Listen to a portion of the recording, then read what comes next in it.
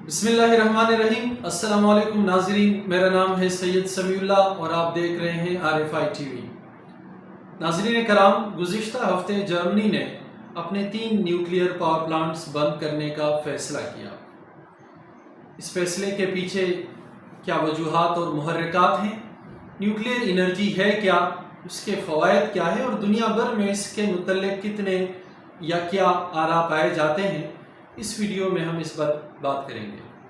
ناظرین کرام، دنیا ترقی کر رہی ہے اور مادی ترقی کے لیے انرجی ایک جزء لا ینفک ہے، گویا ترقی اور توانائی کے چولی دامن کا ساتھ ہے، کیونکہ جتنی بھی سائنٹیفک انوینشنز ہیں ان تمام انوینشنز کے آپریشن کے لیے جو ایک لازمی جزء ہے وہ توانائی ہے۔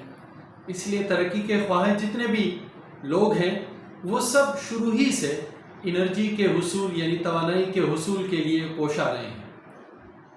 جو سول نیوکلیئر انرجی ہے یہ پروڈیوس کیسے ہوتی ہے؟ کسی بھی سول نیوکلیئر پاور پلانٹ میں یورینیم 235 کے ایٹموں کو اس طرح سے حرارت اور توانائی دی جاتی ہے کہ وہاں پر انڈیوسڈ فیژن یعنی ایک ایسے انشقاق کا عمل ہو جس سے بھاپ پروڈیوس ہو، سٹیم پروڈیوس ہو، اور اس سے پھر ٹربائن چلے اور اس کے نتیجے میں بجلی پیدا ہو۔ انرجی کا یہ حصول اور یہ انرجی دنیا بھر میں حاصل ہوتی رہی ہے اور استعمال ہوتی رہی ہے، اور ماضی قریب میں دنیا کے 15% بجلی کا پروڈکشن وہ نیوکلیئر پاور پلانٹ سے ہوتا رہا ہے۔ لیکن پھر کچھ دنیا میں ایسے ناخوشگوار واقعات وقوع پذیر ہوئے جس کی وجہ سے نیوکلیئر انرجی کے حوالے سے کچھ خدشات جنم لینے لگے اور کچھ سوسائٹیز ان کے خلاف مزاحمت اور مظاہرے کرنے لگے، جس کی وجہ سے یہ پروڈکشن کہیں نہ کہیں کم ہونا شروع ہوا، اور موجودہ وقت میں 10% بجلی کا پروڈکشن دنیا میں جو ٹوٹل ہو رہا ہے وہ نیوکلیئر پاور پلانٹ سے ہوتا ہے۔ ناظرین کرام، 3 ایسے قابل ذکر واقعات ہیں جس کو سمجھنا، جس کے بارے میں جاننا ضروری ہے اس بات کو سمجھنے کے لیے کہ حالیہ جو جرمنی کا فیصلہ ہے وہ کیوں کر ہوا۔ پہلا واقعہ چرنوبل پاور پلانٹ کا ہے۔ یہ حادثہ 1986 میں وقوع پذیر ہوا یوکرین میں، جب پہلی مرتبہ تابکار عناصر وہ پاور پلانٹ کے باہر تک پھیلنا شروع ہوئے اور انہوں نے بہت سارا جانی نقصان کیا۔ اقوام متحدہ نے 2011 میں جو رپورٹ شائع کی اس کے مطابق اس واقعے میں یعنی اس چرنوبل کے حادثے میں 28 فوری اموات ہوئی اور پھر بعد میں 15 مزید لوگ کینسر کی وجہ سے لقمہ اجل بنے۔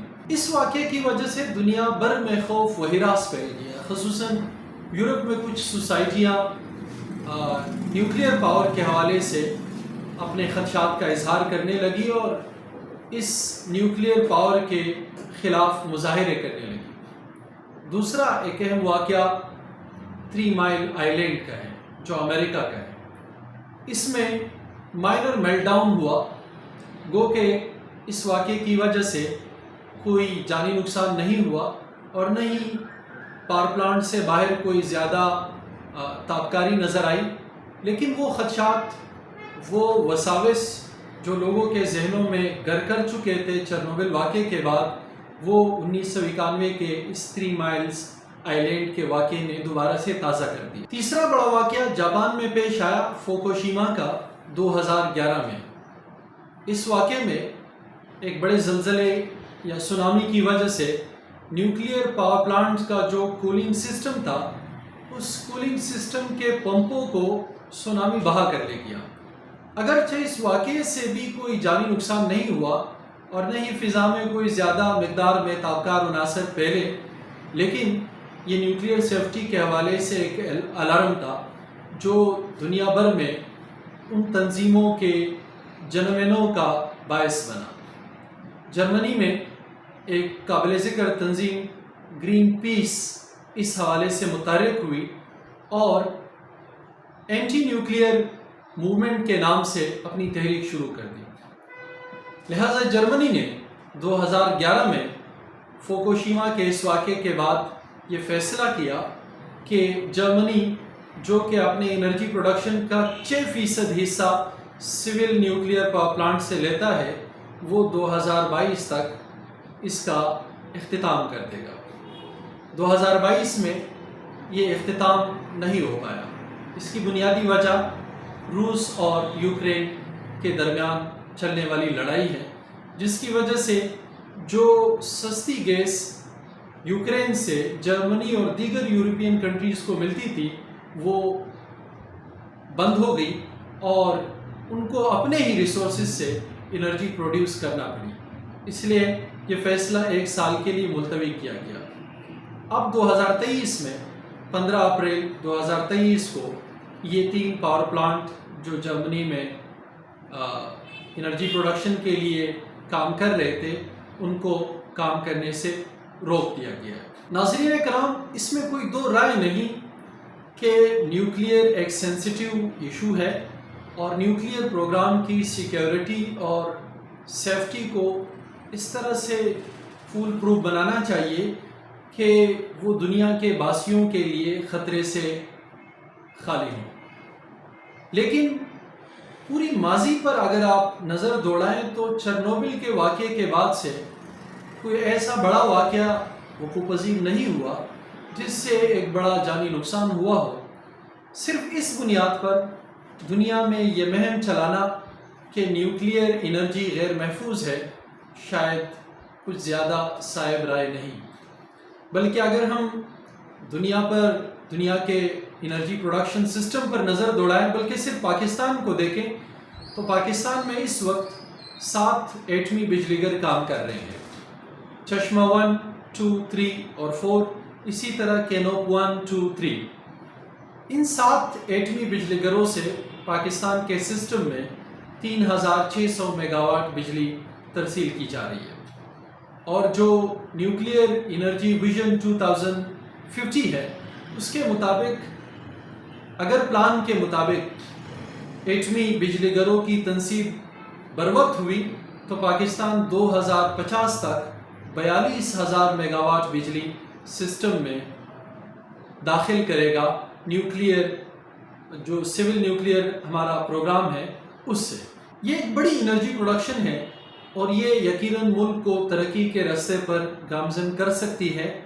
اس لیے RFI کا خیال ہے کہ ایٹومک یعنی نیوکلیئر سول نیوکلیئر پروگرام، اس لیے RFI کا خیال ہے کہ سول نیوکلیئر پروگرام جہاں یہ تقاضا کرتا ہے کہ اس کی فول پروف سیکیورٹی ہو، وہاں سیفٹی کے اچھے انتظامات ہو۔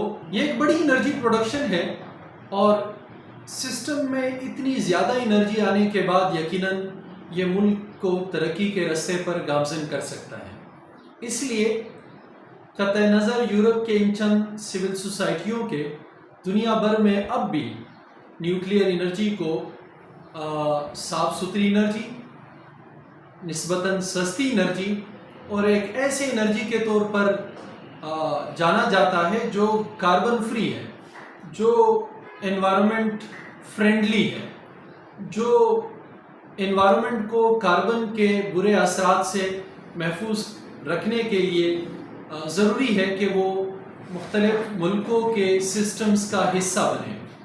اس لیے RFI کا بھی یہ خیال ہے کہ صائب بات تو یہ ہے کہ جو نیوکلیئر پاور پلانٹ ہے ان کی سیکیورٹی کو فل پروف بنایا جائے، وہاں پر سیفٹی کے اچھے انتظامات ہو، لیکن صرف سیکیورٹی یا سیفٹی لیبس جو دنیا میں ناخوشگوار واقعات کی صورت میں آئے ہیں ان کی وجہ سے نیوکلیئر پاور کو ترک نہ کیا جائے، کیونکہ یہ ایک ماحول دوست، یہ ایک سستا اور یہ ایک شفاف طریقہ ہے انرجی پروڈکشن کا، تو دنیا کو اس سے فائدہ لیتے رہنا چاہیے۔ سردست نیوکلیئر انرجی کے حوالے سے اتنا ہی، ہمارے ساتھ رہیے گا۔ اللہ نگہبان۔